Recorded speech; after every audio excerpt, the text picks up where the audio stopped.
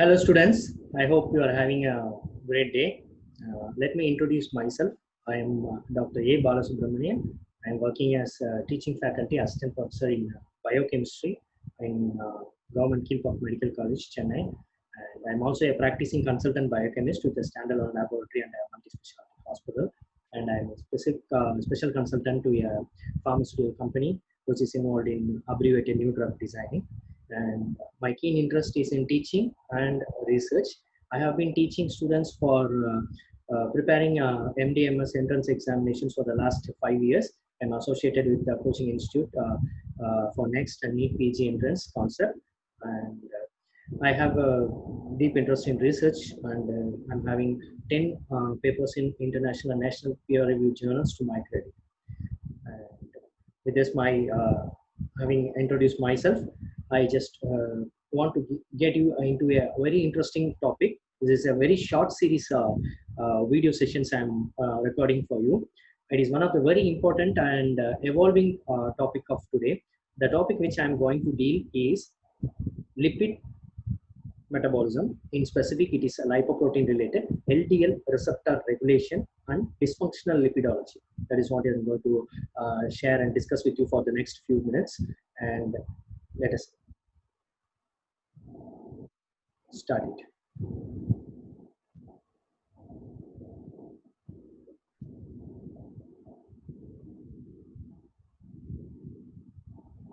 So you have our links here, and that is going to be concept. Next is the group in which along with biochemistry you have all the 19 subjects to learn, and the group is available at Telegram. You have the YouTube channel and my Telegram channel and YouTube channel links I will be posting along with the video in the comment section, so you can join it. It's one of the best groups. You have to be and you must be in if you want to really take your entrance examination preparation or your knowledge enhancement to a next different level. Okay, so now to be concise, this is the way in which cholesterol receptors function, or LDL in particular. We are more concerned about LDL rather than the other lipoproteins, which in order to address the issue of LDL uptake and their metabolism, we need to know how the cellular mechanism of functioning of LDL receptors is happening. So let me tell you a brief clear point. Number one, always suppose this is a cell. Remember, cholesterol or LDL goes in and it is stored. It is stored and then it is effluxed. These are the only three mechanisms here involved. It enters in, it is stored, and it goes out. Okay, and this storage form can be two forms. It is free cholesterol or cholesterol ester. It is free cholesterol or cholesterol ester. Now, considering this backdrop, we will take it step by step. We'll take it step by step. Okay. Let us assume this is the cell and LDL has to enter. Now, there are three mechanisms by which LDL can occur. Three mechanisms by which LDL can enter. Number one, the first mechanism is LDL can enter itself as free cholesterol. LDL can enter itself as free cholesterol. Number two and number three, both involve LDL entry as cholesterol ester, but through different receptors. The first receptors will be LDL or ApoB receptors. The second receptors will be scavenger receptors.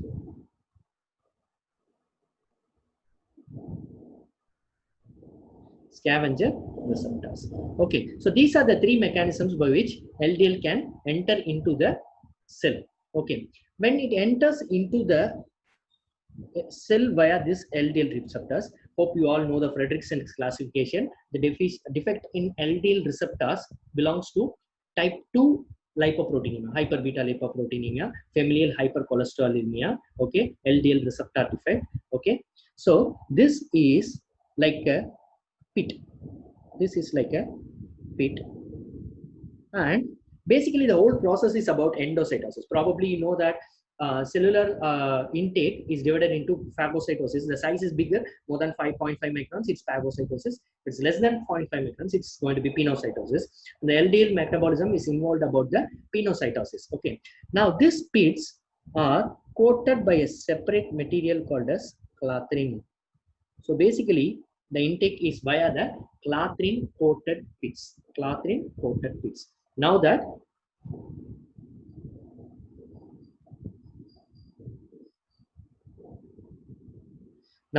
LDL has come inside, LDL has come inside. What are the two fates? Now LDL can get stored or LDL can go as efflux.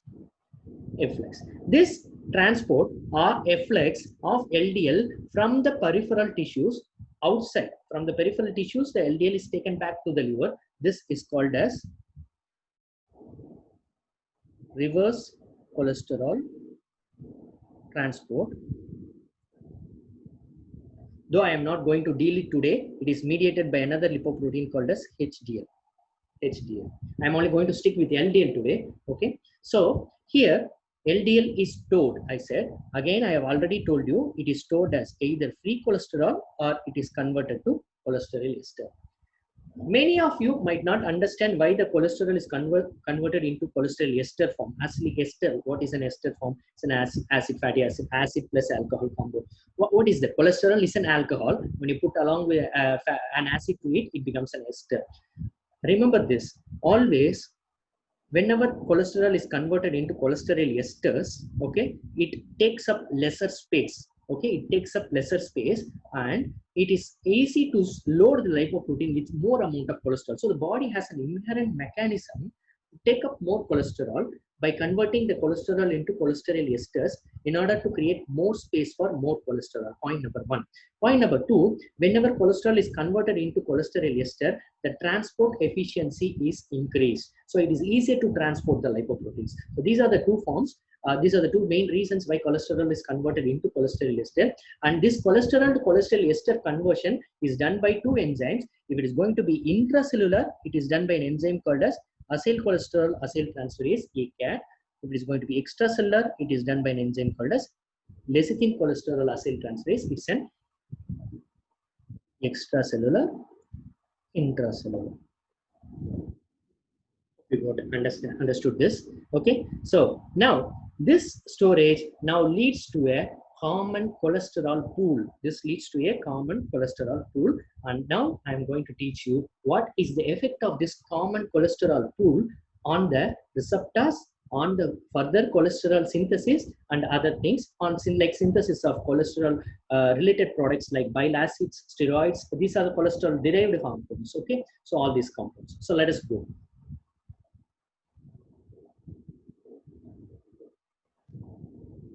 Yeah, so this is the picture. I've already simplified the process for you. Now I'm going to just explain it again. Just take it slowly and ensure that you all understood what I'm saying. Okay, number one, cholesterol intake. See here, this is on receptor pit. This is the coated receptor pit. I have already told you it is a clathrin coated pit. Clathrin coated pit. Okay, so either the cholesterol can enter as free cholesterol or it can enter as cholesterol ester. It can enter as cholesterol ester. So this is number one mechanism. So number two mechanism is scavenger receptor. Scavenger, the word is scavenger, something which is scavenging. Scavenging is takes it away. Okay. Number three, it can enter as free cholesterol. So these are the three methods in which cholesterol can enter. And once it enters here, it is going, it's either if it enters as free cholesterol, it will go to the common unesterified cholesterol pool. Common unesterified cholesterol pool. Okay. Or supposedly, if it is entering as cholesterol ester, what is going to happen is this cholesterol ester is taken to the endosome, and from there it is taken to the lysosome where it is digested to release the free cholesterol, which again, so it's endosome, from there to lysosome, cholesterol ester digested to free cholesterol, again enters the common cholesterol pool. Okay, and once the common cholesterol pool is achieved, I have already told you it has to be converted into cholesterol ester to create more space in order to accumulate more cholesterol. So this conversion is done by, since it's intracellular, it is done by ACAT. So we have cholesterol ester, but then cholesterol ester formation is a reversible process. Again, the cholesterol ester can be converted into free cholesterol by another enzyme called as cholesterol ester hydrolase. Cholesterol ester hydrolase. Okay, but don't worry about it. Don't worry about it. I'm just hoping to, you all understood this entire process of cholesterol being stored as free cholesterol or cholesterol esters. As simple as that. Okay. Now, once you understood this, let me be very clear. This common cholesterol pool is having a lot of roles. Number one, it has to supply for steroid synthesis. Number two, vitamin D synthesis. Number three, bile acid synthesis. All these compounds are derived compounds from cholesterol. Okay, but in the process, this common cholesterol pool also has a down regulation effect or a negative inhibition effect on two things. Number one, it inhibits the cholesterol synthesis per se. It's going to go and tell to HMG-CoA reductase, which is a rate-limiting enzyme of cholesterol synthesis. See, enough amount of cholesterol is already present in the tissue. You are not going to synthesize anything more. So let us stop it here. Don't undertake any more synthesis of cholesterol. So number one, it is going to decrease cholesterol synthesis. It is going to decrease cholesterol synthesis. Number two, it does not want any more cholesterol, which means that it is not willing to take cholesterol from extracellular to intercellular, or it says cholesterol should not enter from outside to inside. So it's going to tell what the normal process is happening is, once the cholesterol ester is digested, the cholesterol vesicles which contain the cholesterol ester, they are recycled and they are going back to the cell membrane. They are going back to the cell membrane. So they are going to enhance or replenish the LDL receptors. Now this cholesterol pool, once it's high, it is going to stop. It is going to stop that. Tell them you are not going back. There is no need for taking up cholesterol. So there is going to be lesser number of receptors which are going to express at the cellular level. So this fellow has another effect which is decreases the receptor synthesis. So there are two effects for cholesterol pool. Number one, decreases cholesterol synthesis. Number two, decreases receptor synthesis. Hope you all understood that. So if you understood that, then you have understood everything. It's pretty much very clear. So how about the other side, the efflux side? I have told you HDL is mediating the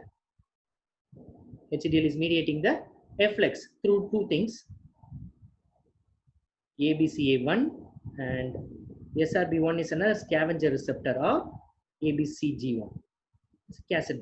Let us not worry about that. These are involved with the reverse cholesterol transport. From the cholesterol pool, whenever it is, the HDL cholesterol removes the cholesterol and it is going to go out of the cells to the liver.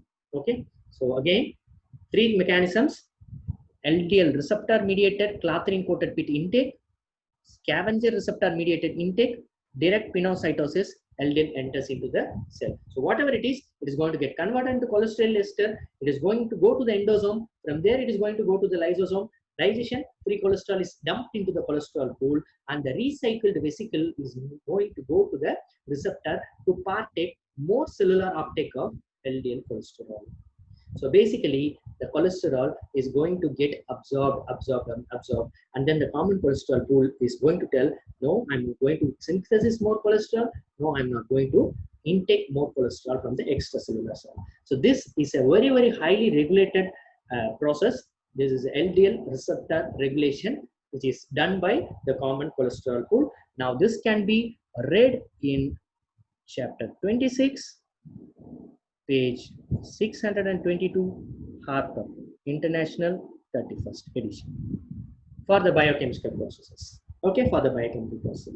But one thing you all should understand is, see, we have linked subjects. We have, just a minute.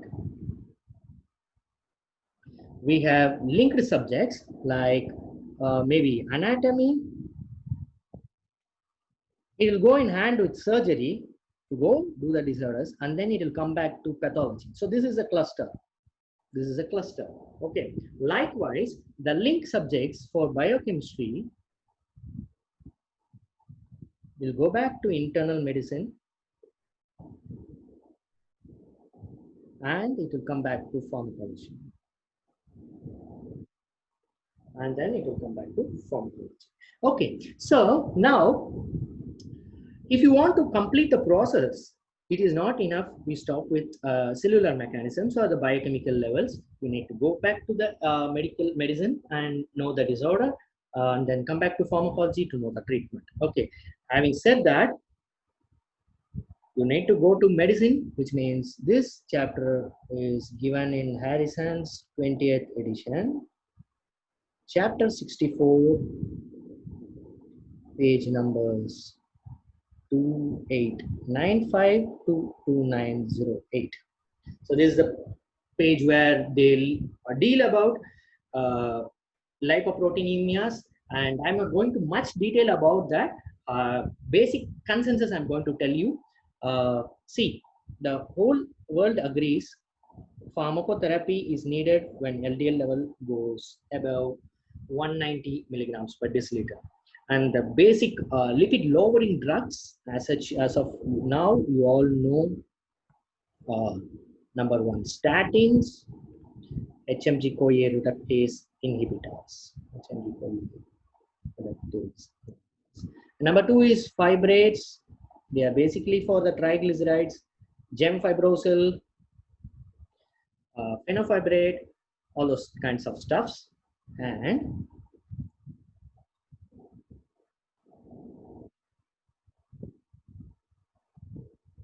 of course, there is niacin or vitamin B3, another lipid lowering drug. And then there is resins or bile acid sequestrants, which are cholesterol, acetamide, and polysavalum. All these things, they are all put together in this group. However, I would like to discuss with you about 3 new drugs. Okay, 3 new drugs which are probably you are missing so far. Okay, or maybe you have not heard of them. Number 1, PCSK9 inhibitors. Okay, the drugs would be alirocumab, yavalocumab. These are the drugs, alirocumab, yavalocumab. And then there is another drug called as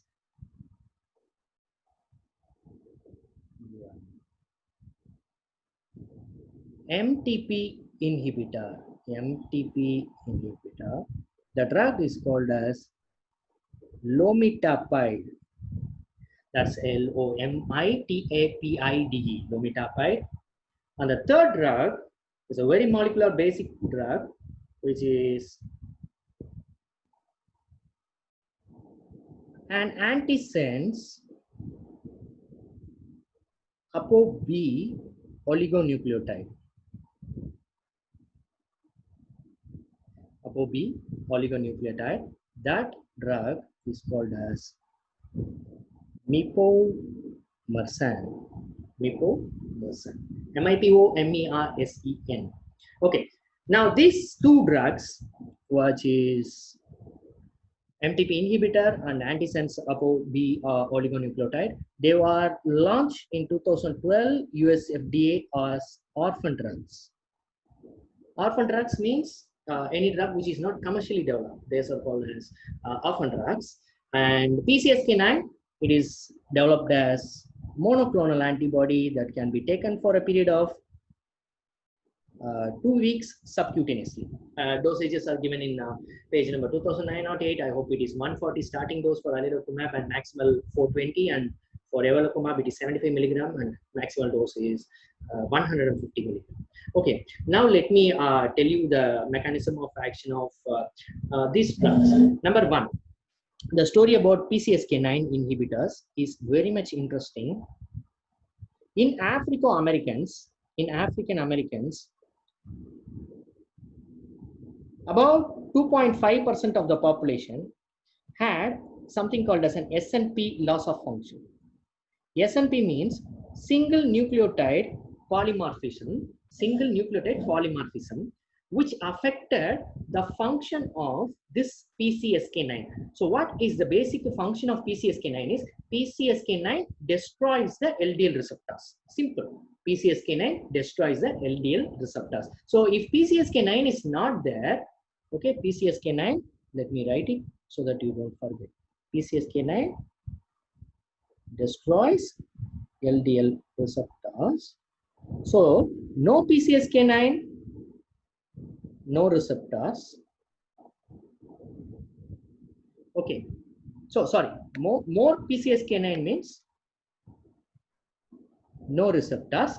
So no receptors means LDL is not taken from the outside extracellular into the cell, which means LDL uptake is not there. There is increased level of circulating. There is increased level of circulating LDL. There is increased level of circulating. Now these African Americans, 2.5% of them had a loss of function mutation of this gene. So there is no PCSK9, which means though PCSK9 is not there means receptors are not destroyed at all. They were not at all internalized. So more and more receptors means more and more uptake, and they had very less LDL. Some of them even had like 20 milligram per deciliter LDL. That's the minimum achieved, 20 milligram per deciliter. So this led to the hypothesis among scientists that if suppose we can inhibit the PCSK9, then it is going to help us a lot by lowering the LDL levels. That is because when you inhibit the PCSK9, the receptors are going to be expressed too much. The receptors are going to be expressed too much. More and more LDL will be taken up by the cells, and the increased clearing of the LDL from the bloodstream is going to result in lesser LDL levels and lesser pathognomonic side effects of LDL. So this is the mechanism, and I told you there are two drugs, alirocumab. See this monoclonal antibody. These are the two drugs. This is the number one class, PCSK9 inhibitor. Okay. Now, the second class is MTP inhibitor. MTP is microsomal triglyceride transfer protein. Point number one. Point number two, this is needed for assembling beta lipoproteins like VLDL, LDL, IDL. So when there is no MTP, there is not going to be any assembling of beta lipoproteins. So we come out with a compound which can inhibit this MTP. The mechanism is so intricate, I'm not going to go into so much detail about that. I'm just going to tell you the drug name. It is lomitapide. This lomitapide. Okay. Again, launched in 2012. It's US FDA approved. This drug and the other drug, mipomersen, they are utilized only in United States of America and the European Union. Okay. They're not for sale here. Okay. Number three, this drug, mipomersen. Okay. Point number one, Antisense ApoB100 oligonucleotide. Pretty much simple. This is a molecule which can bind to the mRNA which codes for ApoB100 and inhibits it.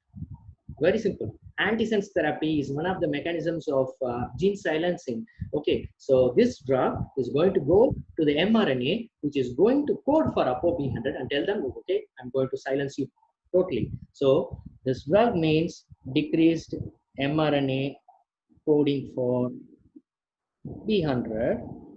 So that means there is decreased B100, decreased LDL. It's as simple as that.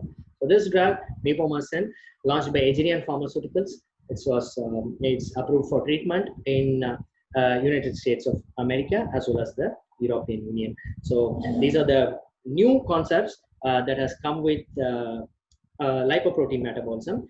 Always understand, whenever you reach the maximal dosage of all this when is maximal dosage of all the drugs which I have told you, you have reached maximal dosage and still you are stuck with LDL greater than 160 mg per deciliter.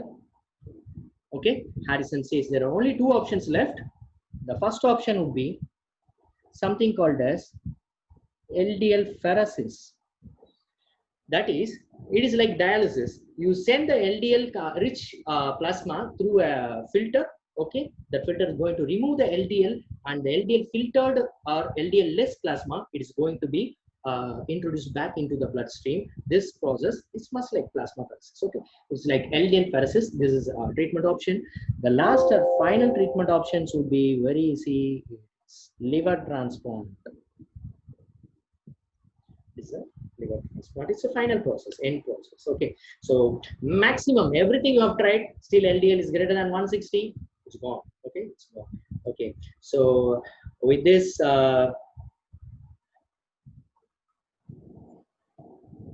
I think so.